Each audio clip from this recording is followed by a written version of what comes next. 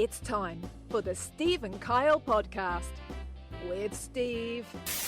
In the first couple weeks that we dated, we watched that entire series. Oh, yeah. I mean, That's listen. 60-some episodes. This was early 20s Steve. It was Breaking Bad and Breaking Beds. Like, it was just an episode.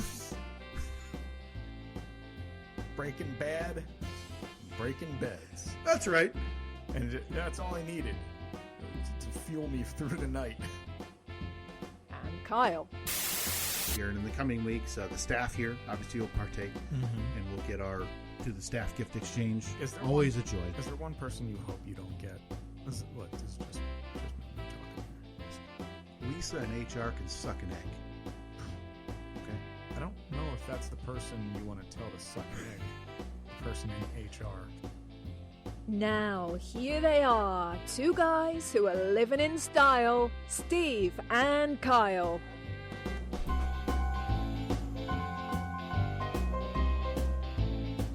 Alrighty. It's been a while.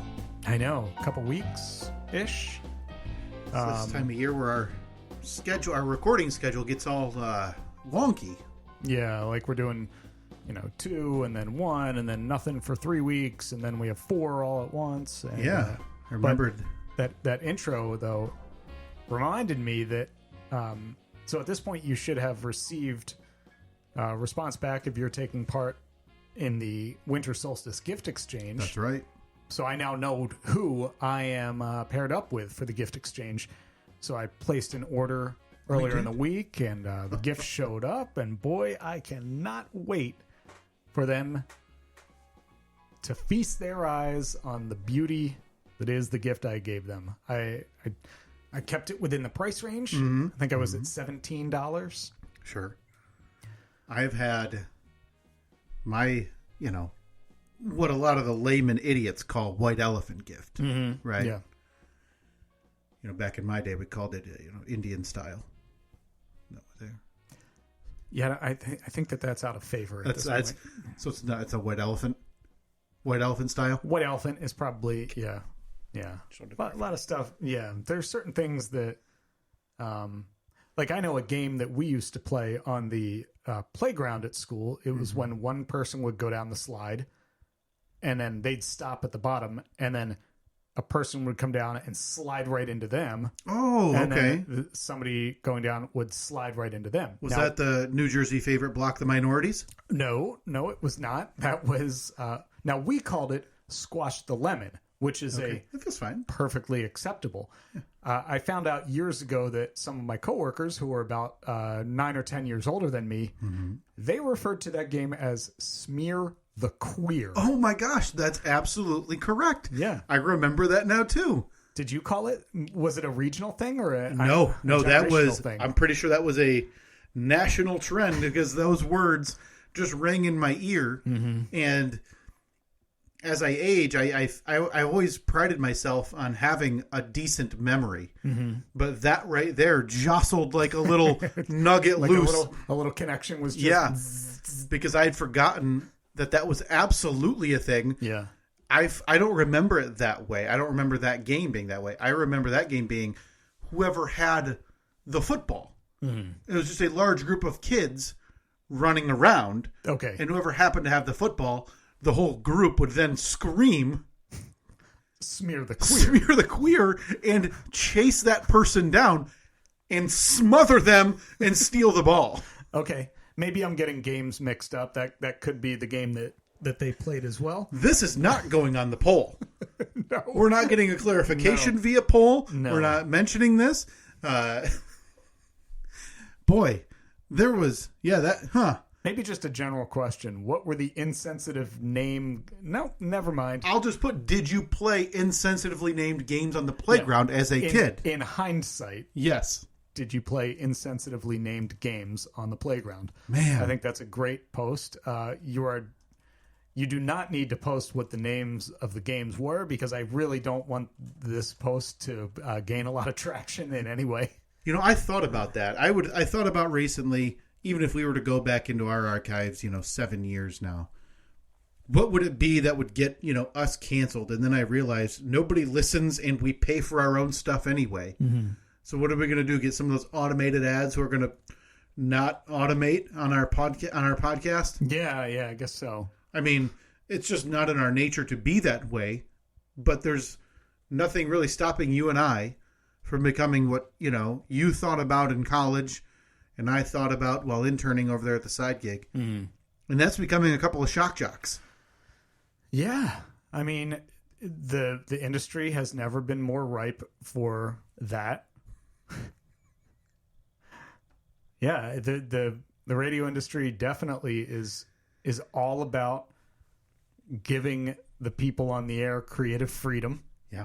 To talk about what they want. Yep. Yeah. I want, when inevitably ads are being sold to big time media companies. Yeah, the big advertising agencies. Yeah. I want you and I to enter that realm of, and I forget the show's names.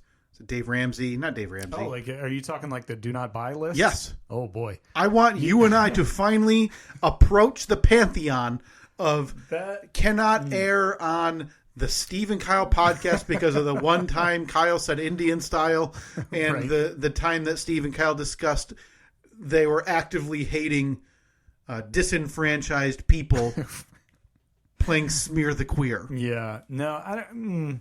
That's kind of the kiss of death. Once you're on Is that, it? yeah, if you're on that list. But couldn't we get some traction out of that? Next thing you know, you and I are counterculture. And we're Yeah, that's what I need. That's what I want.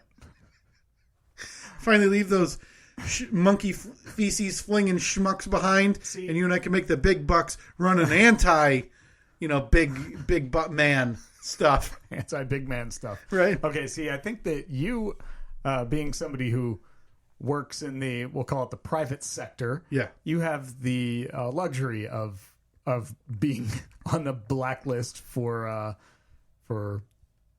podcast advertisers. Oh, we can get you blacklisted. If you'd like to join. I don't want to be on that because then my worlds may start to collide. And no, I need another. How old am I? Early 30s, 42. You just need another 20 years. I need another. I was gonna say 15 to 20. Okay. I mean, retiring at 57, sure, that would be a dream. Right. Chance of it happening, 0. But Well, you probably got the yearly check-in coming with the finance man. Just, I want you to, like they do in movies when they don't want the money they write on sticky notes to become irrelevant. yeah, When people are watching the movie 20 years later. I want you to write the age that you want to retire on a stick, fold it in half, and just slide it. And then just see what Big Dutch Ron says. do you do that? Do you do the yearly check-in with your own Big Dutch Ron? Well, I don't have one. My wife has one. Okay. Just because her company did not have, or still doesn't, either way, a 401k, Oh yeah, that type of thing. Do you have one? Oh, yeah. Whoa. I mean, listen. Whoa, hold on. Hold the phone. You tell me you don't get those monkeys matching you up to a certain percentage? Look, I knew that when when Corporate Kyle left the pop world and Well, surprise. I had a 401k in the pop world. The only way to keep people around in that terrible industry is with a 401k. well, you have to give them some type of perks. Yeah, I have like an IRA, Okay. but Garbage. It's not matched by anyone else. It's just me making my own IRA. Big Dutch Ron was like, "Hey, you should set this up." And look, you want to scam me? Get to Big Dutch Ron because I'll do anything that man says. Well, right. You're assuming he's going to have all of your best interests at heart. Yeah. So when he's, says one of the 3-letter words, IRA, FHL, yeah. Yeah. Sounds good. They related to DHL, you give him a couple shoulder punches, laughing. NBA, right? LeBron. Check it once a year, like, boy, I felt like I had more in there last year. No, that can't be right. See you next year. Those are always the most sobering moments because we have, we have Big Dutch Ron, who, it sounds weird to say, but handles the finances. But in reality, he just says, hey, you might want to contribute a little bit more to your 401k or not the 401k, the IRA this year. And we say, okay, cool. Sounds good. And then he types in some numbers and then he pulls up this page that is basically my guiding light in life, which says if you want to retire by this age, and then it sets all the benchmarks. You need this much by But how this much age, you need? this much Okay. by this age. Yeah. Oh, you want your kids to go to college? All right. He types in a couple numbers, factors that in, and then I see the percentage go from like before we had kids, I had like 112% chance of Yeah. being able to retire at 70. Now it's down to, 2 kids later. Oh, you got a mortgage. Oh, you had to get a new car in there. Okay. We're down around 30% now. Cool. That's neat. That's real neat. So It's so deflating. I didn't expect that this was going to turn into a depressing podcast Yeah, about, and about as my usual- financial future. How did we start? What And did we as talk usual, about? yeah, I don't remember how we got here. So my apologies. Hold on, let's go back. What did we? It might be some deflection. Listen, it has not been a very positive, uplifting week and a half around here. No, it's been real sad. If I could get serious for a moment, we had to, if you listen to the side gig, I talked about this, but we had to, unfortunately, had to put down our 13-year-old Lola Bear, which was, very, very, very sad. Day before Thanksgiving, we had to do that. Kind of expected, but kind of, like in hindsight, we knew that she didn't have a ton of time left. Just didn't expect it on that day at that time. It was all like within a half hour, it was like, oh no, we need to go to the vet. And then boom, she's gone. So it's been kind of rough. I haven't, I don't know. We're still processing the whole thing. It's, Yeah, I think what a lot of people have gone through. sure, everyone These has. similar- I know I'm in no way unique in this. Well, no, but what I mean is a lot of people maybe not have had dogs as a kid and just never carried that in. So that's Like my wife. My wife had never. She did growing up. Her dad would not let them have pets other than like goldfish. That was the only pet that she ever had, was a fish growing up. So when she got to college, she got a guinea pig, which is like the pet that every 6-year-old kid has. And then once she got out of college, she got a cat, and then she got another cat. So she had 2 cats when I met her. And those were her first like real, these are my pets yeah. type of pets. And cats, as you found out, are just super easy to pawn off as. Oh, yeah. You've done. You just give them away. Give them to your mother-in-law.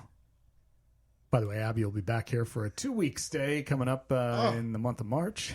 Oh, wow. So, I mean, you're prepped 3 months, 3 months out. Or her parents are going away they're going down south for 2 or 3 weeks, I think. I'm guessing right now the house and, well, I should, mostly you and Annette are in a phase, and not to presume how that it will change, but I think with animals, there's that stage of, well, I never want to go through this again. Yeah. I'm not getting another pet. Oh, yeah. I mean... Is that where you and Annette both are, do you think, right now, if you had to estimate? Oh, never. Oh, boy. I will write this in concrete. Oh, you will? Oh, well, I'm super glad you mentioned that, because I have the document with the last proclamation you made. Okay, well, hey, just add Amendment A to it. Yeah, Steve 1A. Okay, I have it ready. Okay. I want to make sure I get this verbatim and this is perfect timing, because you can choose yourself whether to put a time frame on this flatly, or if you want to give it a deadline. You want a time frame? No. I don't want to. I don't want to influence your. I'll give you a time frame. Okay, I am ready. Eternity. Eternity. Let me get this down Yeah. verbatim. How you want this said, because you came up pretty strongly. So maybe timeline : eternity. Timeline. Yep. Okay. Yep. I'll capitalize that because you seemed very, very forceful with it. So Capital, like all caps. yeah. Eternity is all caps, and just to make sure we don't forget it, bold. Yeah. Okay. So timeline eternity. Steve 1A. Timeline eternity. Yeah. Hear ye, hear ye. Of course, as all good statements start in the 1800s. I, Steve, of the Steve and Kyle podcast, Boy, this is Identical so far to my last to proclamation. your last proclamation. Okay, well, look, I have my own style. Hereby declare that after Toby crosses the Rainbow Bridge, we will never have another pet in this house. Oh, God. Ever. Again. Parentheses, fish don't count as pets. Oh, agreed. Right. Anything you can flush down the toilet does not count as a pet. It's decoration. Yeah, anything that, like if you felt like it, you could, just dump in a trash can and not feel an ounce of, or a twinge of regret. Yeah. Does not count. I'll post that on the poll as well. Okay. Here's my theory. Okay. Because I think, and I'm not telling you that you're incorrect whatsoever. I think this phase, you get to a point where, I don't know if you had that conversation with yourself and with Annette when you were debating or trying to figure out when you wanted to try to have another child. Mm-hmm. Oh, man. I think they need, Evelyn needs a friend. Toby needs someone to play with. I need whatever it may be, but that phase is not right now. It's weird though, looking back, I don't think we really ever had that conversation. Okay. That was kind of handled in the getting to know you phase or the we're seriously dating phase. We had determined then, okay, if we want to get married, we want to have 2 kids. So you guys were seriously dating. You were already planning out the... Yeah. Okay. Yeah, so after Evelyn, it was never a, do we want to try for a second? It was a, how long is it going to be before we do it? Right. It wasn't if, it was when. Okay. I just feel like this is a phase, and maybe it will be with Annette, because I think, you're gone from work and just generally a person who doesn't like many things. Oh. Wait, what? I'm sorry. That was more of the internal monologue. Boy. So, you? Oh, yeah. Listen, we've all been thinking it. You're going to describe me as someone who doesn't like many things? Well, listen, I'm glad you mentioned that, because in a few minutes, once we wrap this up, I want to bring up to you about the idea of different kinds of friendship, because you've joked for a while that I haven't made a friend in 10 years. I'm still convinced I'm the last friend you made. God, you might be. I mean, we'd have to classify what friend means, right? Okay, yeah, maybe we can do that. I'm sure we can. Let's get into the nitty gritty on that. Come up with some parameters to what justifies a friend. But I feel like Annette would be the one, because she takes care of the kids and is home more than you, and just generally cares more. You were doing okay. I think Annette would be the one, months down the road, year down the road, whatever it may be, to say, I think we should explore getting another dog. Or cat. Maybe she wants to go back to the cat well. I mean, I think that's accurate. She's already talked about possibly volunteering, with the Humane Society. I've wanted to do that for so long. Which I am in. I've told her I am 100% in full support of.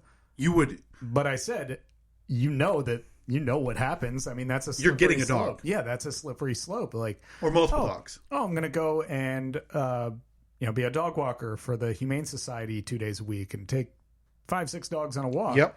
All it's going to take is that one, with the screwed up paw, or the dog that can't bark for some reason, right, or it's got no nose that nobody wants to adopt, and you're going to fall in love with that dog. Yeah. And then we're going to have that dog. Yep.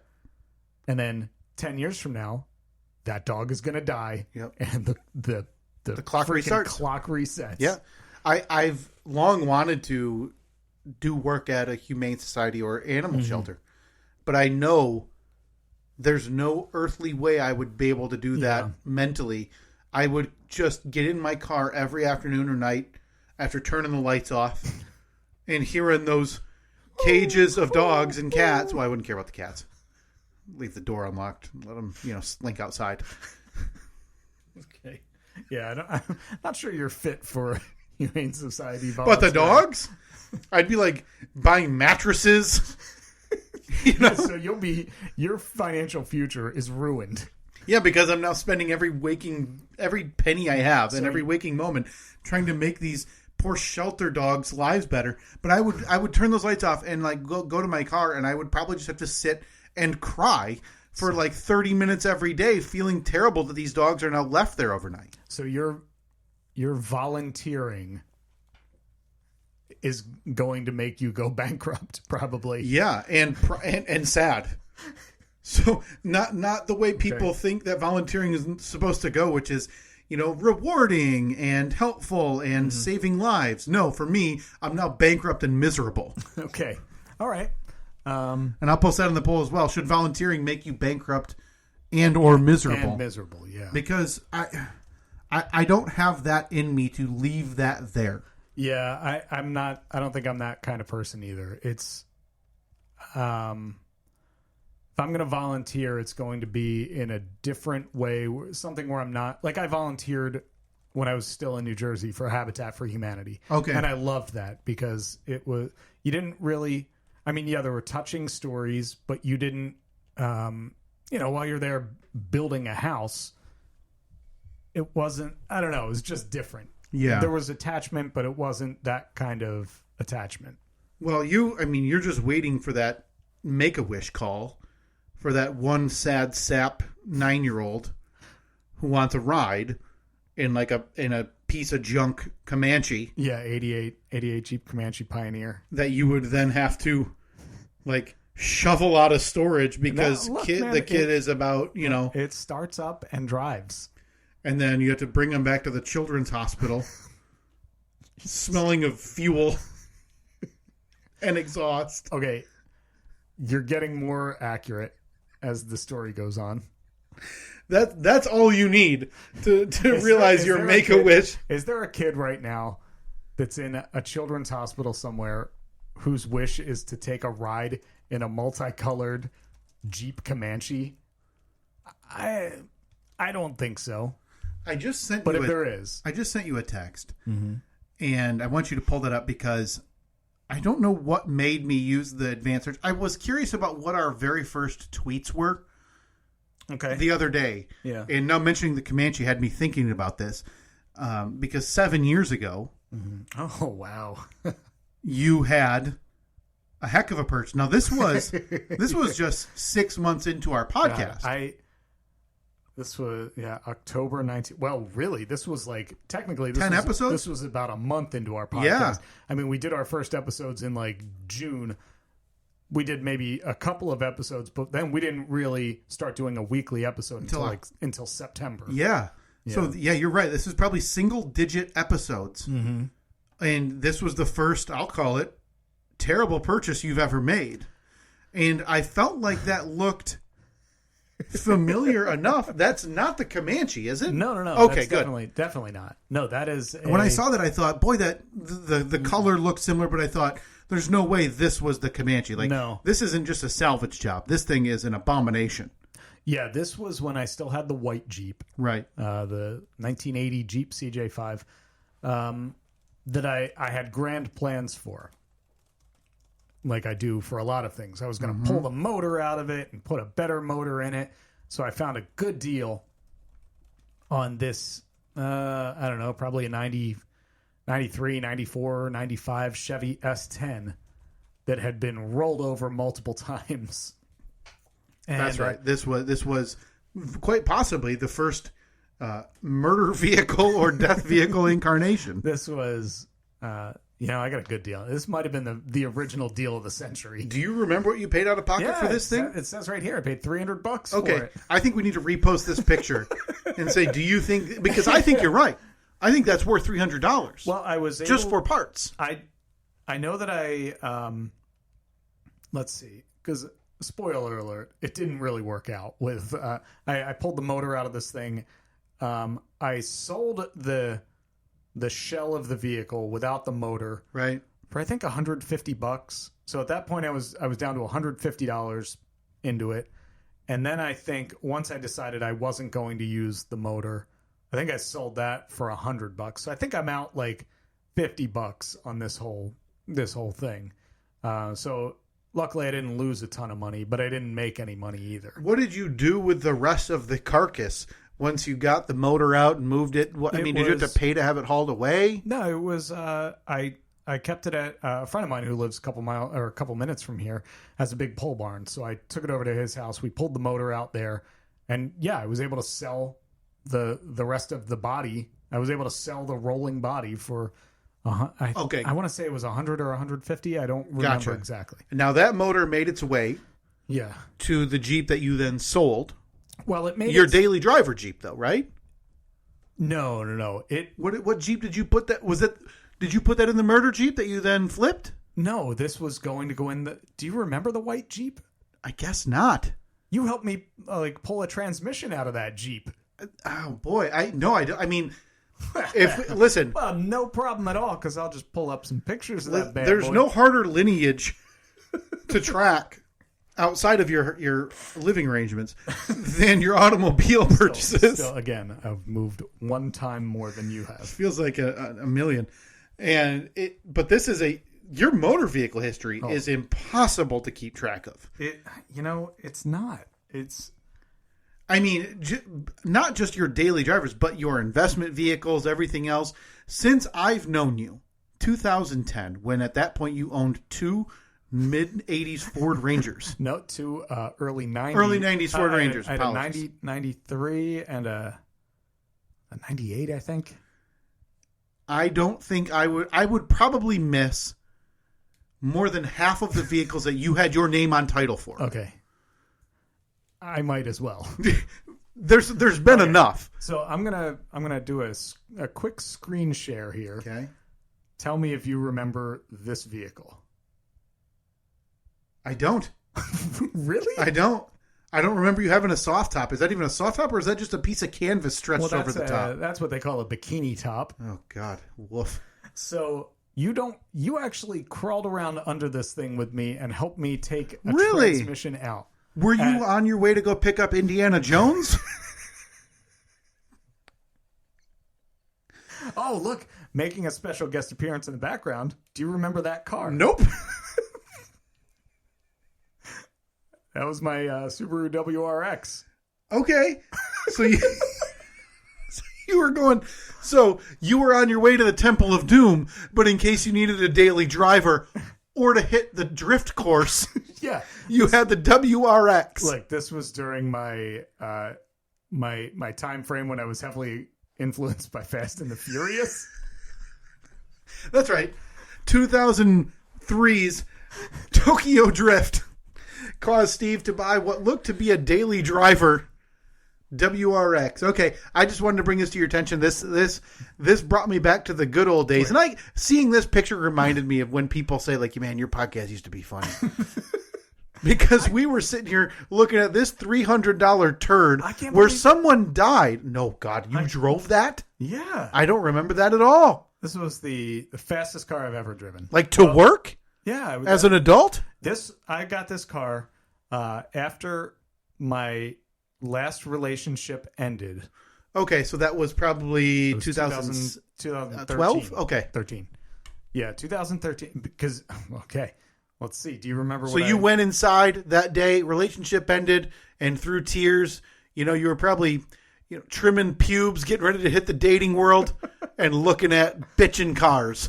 You don't remember this vehicle?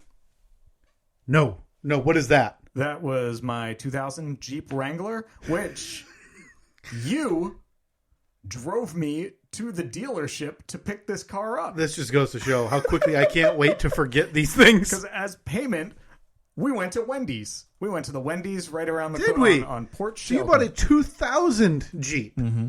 Okay, so again, the timeline in my head is all screwed up. Was this before the race car? Or after the race car? Okay, so when I moved here, I'm going to go through my whole lineage. Oh, for God's sake. Reset the clock. When I moved here, I had 93 Ford Ranger, 98 Ford Ranger. One was four-wheel drive, one was two-wheel drive. So that way I had a vehicle for every season. Okay? Decided to get rid of red truck, get rid of blue truck, bought this Jeep. This is the first Jeep I ever owned. Yeah. Absolutely loved it. Broke up with my ex-girlfriend, and I felt like this is a time of change for me. Mm-hmm. I'm going to sell this thing. I regretted selling that thing as the guy was backing it out of my driveway at my old house. I loved that Jeep so much. But I immediately regretted it and bought a 2005 Subaru WRX. So sold that. Sold the Jeep, bought a Subaru. There's no way, there's no reason you should remember. Did you sell the Jeep at a loss because it was so quick to flip, or did you kind of break even? No, I feel like I did well on it. I don't think I lost money on it. Luckily Jeeps seem to hold their value pretty well. Sold that. So at that point I just had the WRX again because I was Tokyo drifting. Based on the timeline, 10 years too late. Yeah, roughly. Then, hey guys. Then I wanted a project vehicle, so I bought that white Jeep that I showed you just a few minutes ago that you have no recollection of. Then that's when this red truck comes into the story, because I wanted to buy that to take the engine out of it to put it in the white Jeep. So technically I owned this. I obviously never registered or insured it. Right. Because it was a bit of a hazard on the highway. Yeah, don't know if you'd have been road approved. Got rid of that. Kept the white Jeep for a little while longer. Eventually got the gray murder Jeep, which I drove as my daily driver for 4 years or so. That's when I got rid of the white Jeep.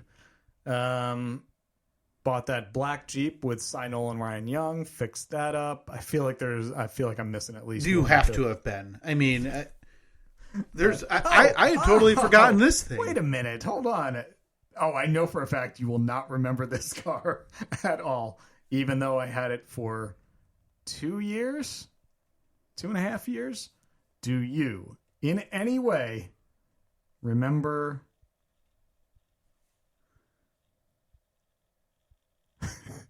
That's a mid-size SUV. That's a Subaru Crosstrek. I know for a fact. I'm just molding that with Annette's SUV. No. The answer is no, Steve. I don't remember you having. That's the one.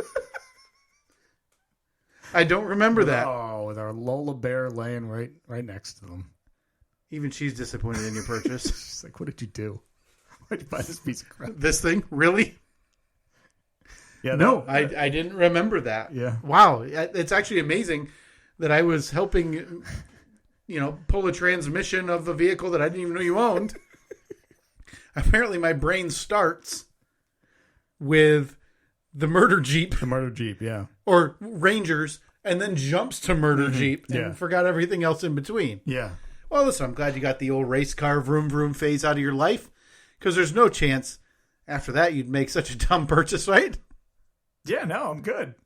I agree. I think you saying to Annette, "I'm going to buy this Comanche." Mm-hmm. Sure, it's selfish and doesn't make sense at all for having. Why is it selfish? I mean, again, it's not really like a car you can ride around with the family. Hey, sorry, leave both kids behind. Let's go. Disagree. Let's go hit the road. Me and Nikki are going to have a blast working on that thing. He actually does show interest. Evelyn did for a short period of time. Oh yeah, Evelyn's got it right. So, but yeah, I wonder where this truck is now.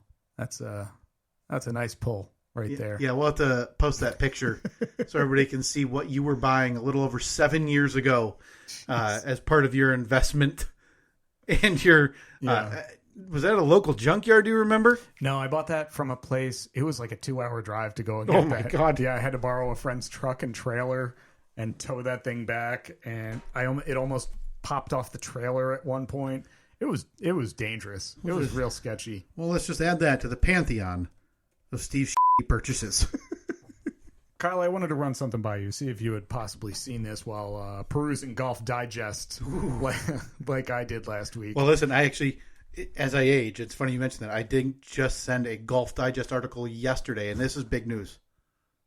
I'll wait to get to it till I don't want to interrupt you. Boy. But could be the A-bit next week. There is some fervor among the golf community about what's going on in the USGA. Okay. Well, yeah, this is not that, but this post kind of went viral. I've also seen a lot of like reels on Instagram talking about this same thing, and it's how women are just in awe of their husbands or their boyfriends because they can have somebody who they refer to as their best friend, yet know nothing about them at all. Oh my God, so that's the dream. The personal post like, so my husband went golfing with his, quotes, air quotes, best friend yesterday. Yeah. When he got home, I asked him, oh, how's Marie, his wife? I don't know. Well, how's his new job? Didn't come up. How are his kids? He has kids? That's gorgeous. Like what's new? Are they traveling for the holidays? I have no idea. I am beaming ear to ear right now at just the idea, because that's the dream. Yeah. So there's this post, I think it was on Twitter, that had gone viral, and the guy says, I have one golf friend I play with regularly. Okay. I met him through work and call him Hammer. That might be his last name. I do not know his first name. I called him Kirkland for about a year before he told me he plays Kirkland balls. And it's not his name. Okay. So you just knew. So it'd be like calling the guy Titleist or. Yeah. Hey, Callaway. Hey, Ping. Hey, Tiger Woods. Yeah. We don't talk about anything besides basic golf chit chat. Like, your ball is over there. I think it went long, etc. After golf, we decide when we were playing the following weekend. I might text him golf with a question mark. Do I know what his family did for Thanksgiving? Nope. Is he married? Kids? I have no idea how he even identifies. I have never done anything besides golf with this guy. I checked 18 birdies. We went out 36 times this year. After my dog, he's my best friend. Okay. So I saw this and I thought, this is you. There's no bigger dream Than that? I mean, honestly, I've told you for a while, I am not interested in any new meaningful friendships or anything in my age. Now, It's too much work. There's no reward, and I don't understand people who do it. Now, I've asked you this question multiple times in the history of this podcast. When's the last time you made a friend? Mm-hmm. And that's a fine question. Is it me? Am I the last one? You would have been 2010 when we I started. became friends. Yeah. Did you then say, all right, chapter closed? It's weird because, boy, I guess, not to invoke Bill Clinton, but how do you define friend? You have to be the first person in the history of the world to ask that question. Is a friend, I mean, because you would consider, Doug and Bob friends, right? But you've known them for a long time. But now they live further away. Mm-hmm. Still friends. Do you communicate? Okay.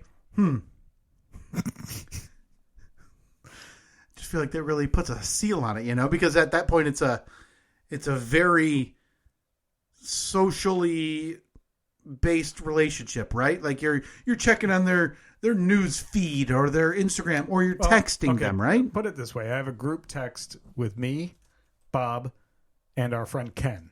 I've known Ken since, I think, my freshman year of college. Mm-hmm. We text at least once or twice a week just about general BS. Okay. Hey, check out what I saw today. Or, look what I'm working on at the house. Check out what they're at the kids' baseball game today. Yeah. You don't.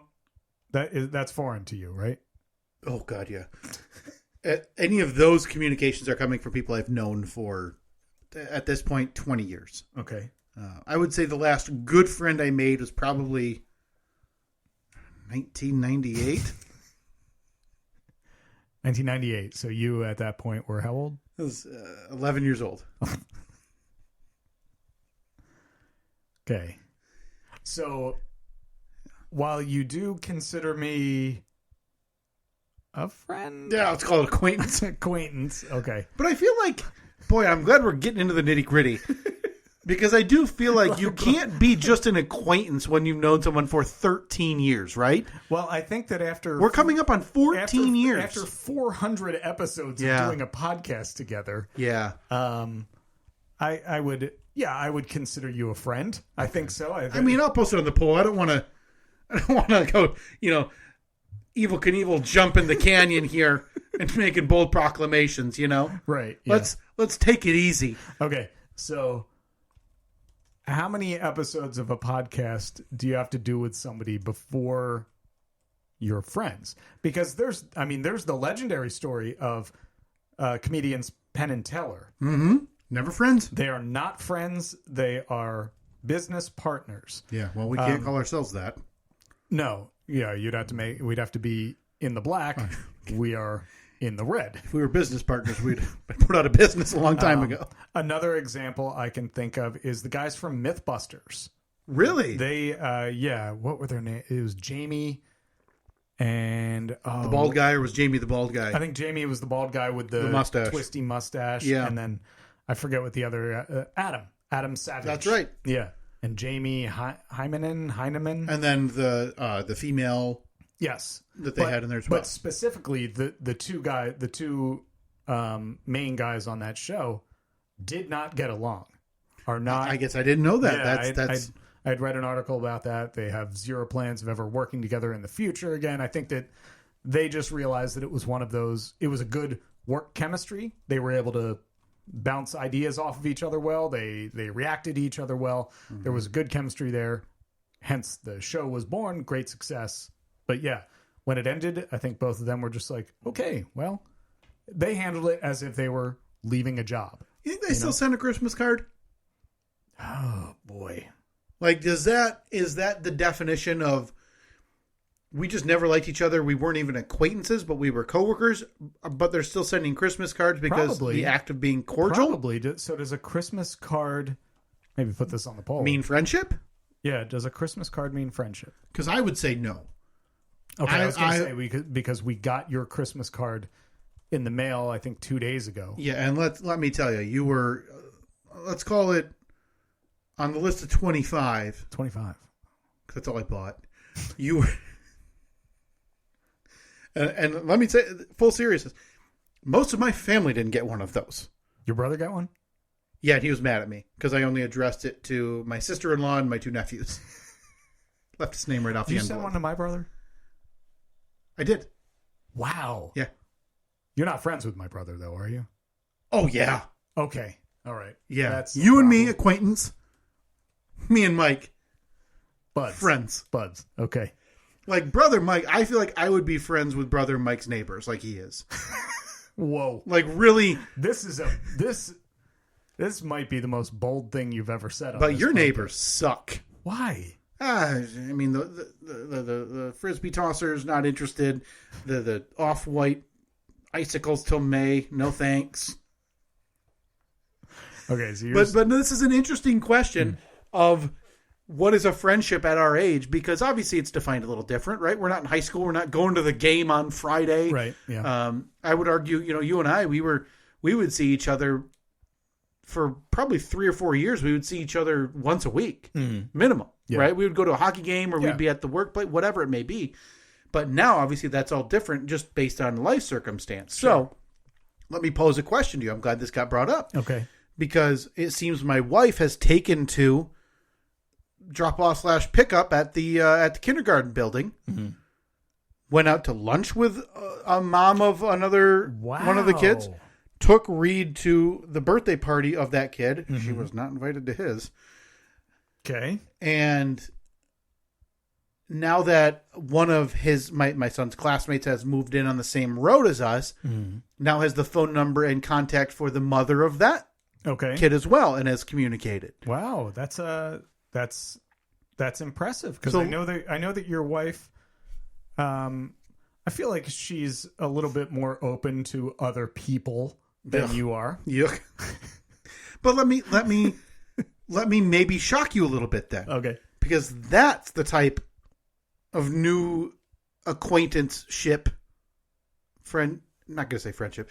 That's the type of new relationship that I would want.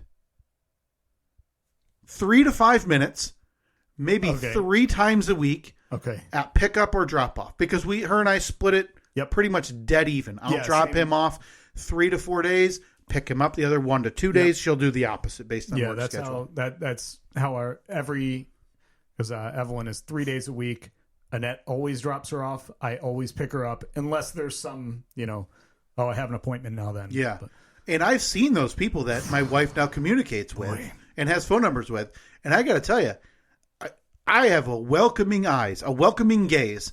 And there is just not that same like, oh, hey, Kyle, or hey, Reed's dad, whatever. Mm-hmm. There's not that repertoire of friendliness. Mm-hmm.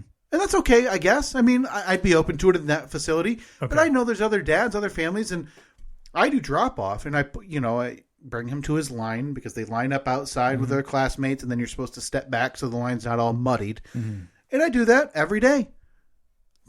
It's there. Mm-hmm. Right? Like, I'm open to it. It's there for the... That's it, though. So, do you think that... Because even though you say you're open to it, do you think that your horrible body language says otherwise to other people, and maybe that's why you haven't been approached yet? Boy, it might. I feel like... Listen, I don't want to brag. I feel like I probably get referenced by other families at home. How so?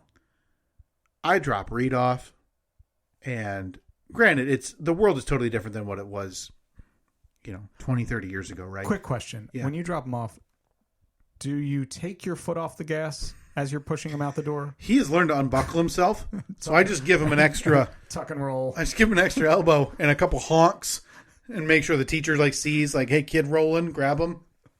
Okay.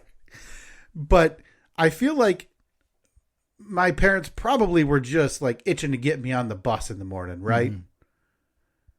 Mm-hmm. We bring, because it's close enough that we can bring Reed and pick him up. So I bring him in line, get down to the level, make sure his hat, his gloves are on, I'm hugging him, talking to him, and it feels probably different than what was normal 10, 15, 20 years ago. Yeah. I mean, when we were growing up, our parents were there to they hated us, provide financial support for the burdens that they brought into the world. That's right. and that's about it. And promptly be rid of us. Yeah. Maybe tell you that they love you once a year in a birthday card. That's right. So, but then I give him hugs and love, and I step behind the flagpole so that the lines can be, like I said, normal. And I wait, and I'll make sure that we still make eye contact at least once more. And then we do a little blow kisses routine to each other. Yeah. And I feel like, Steve, some of the moms are going home and saying, why don't you do that? Oh, so you think that the other moms, you think that the moms are putting you up on a pedestal and comparing you to their schlub husband? Yeah, showing up and, Boy, I gotta tell you, I feel the same way. Are we? I am one of the only dads in the whole facility when it's time to pick up kids.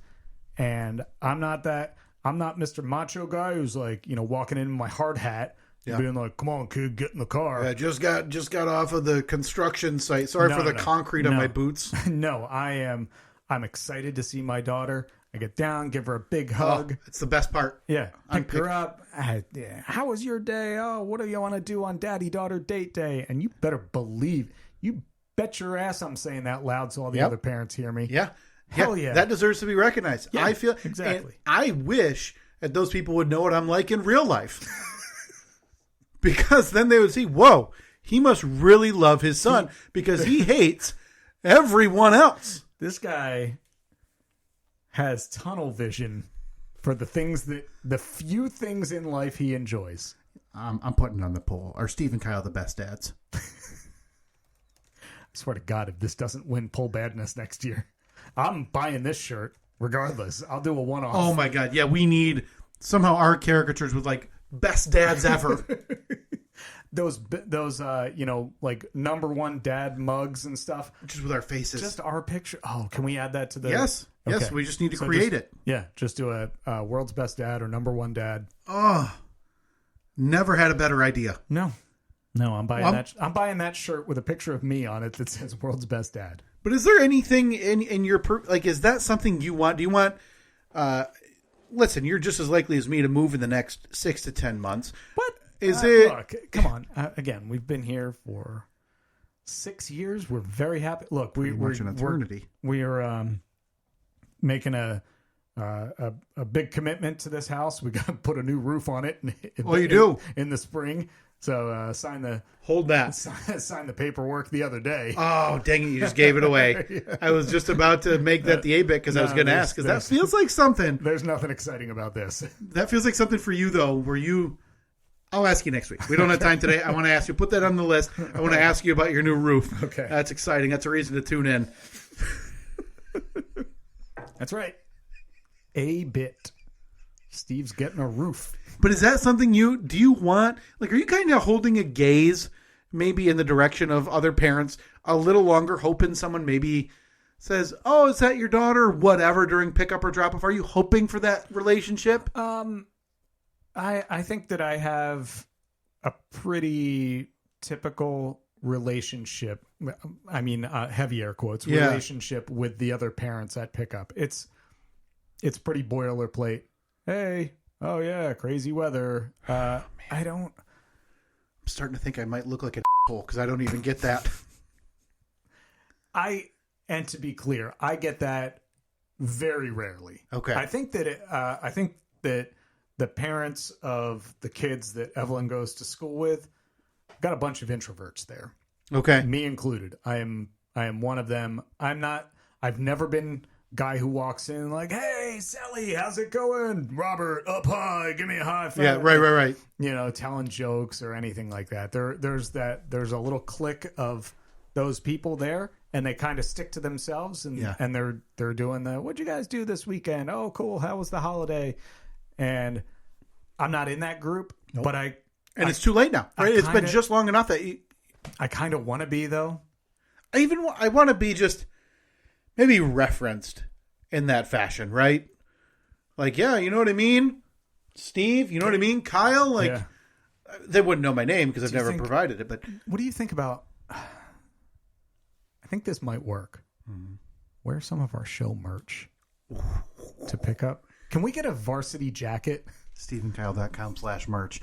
I feel like there's probably a way, it wouldn't be through our own store, where you and I could get... Now, here's what I'm thinking. Mm-hmm. You know those, like, brass buttons? Yeah. Right? Yeah. And shiny green, red, blue, whatever material, but then, like, white sleeves. Maybe pleather like this on the sleeve. Like a satin jacket? Yeah. Like that you would see the Teamsters wear? And then either our name right there or our name splashed across the center. In script. It's got to be embroidered script. I think we need to look into this. You think a nice talking point is our merch? Yeah. I still have some merch that I have hesitated putting back on the shop. Well, I got pulled off the shop 5 years ago. But I still have it that I want to buy for myself. But I feel like buying the Steve and Kyle as Calvin and Hobbes and wearing it myself is self-indulgent. A little bit. But whatever. I want to put a bow on this conversation by referencing something that I just remembered happened probably a month ago. Okay. And it was, I mentioned my wife Katie went to... lunch with the mom of a daughter in Reed's class, and before that had taken Reed to her birthday party. Yeah, it's great. My wife actually exchanged numbers with another mom in Evelyn goes to gymnastics once a week. She exchanged numbers with a mom. Wow. Yeah. Now this is somebody who they must live very close to us because they've seen each other. They've talked at the park, like many, many times. But gotcha. Yeah, she came home. She's like, "I got so and so's mom's phone number. We're gonna like do a play date at the park." And I was like, "What the hell? Like this is." My wife is just like you. She don't want to be friends with anybody. Nope. And God bless her. Before that, though, like I mentioned, the birthday party. So coming up to that, it was never really understood how that was going to work out with the three of us. Mm-hmm.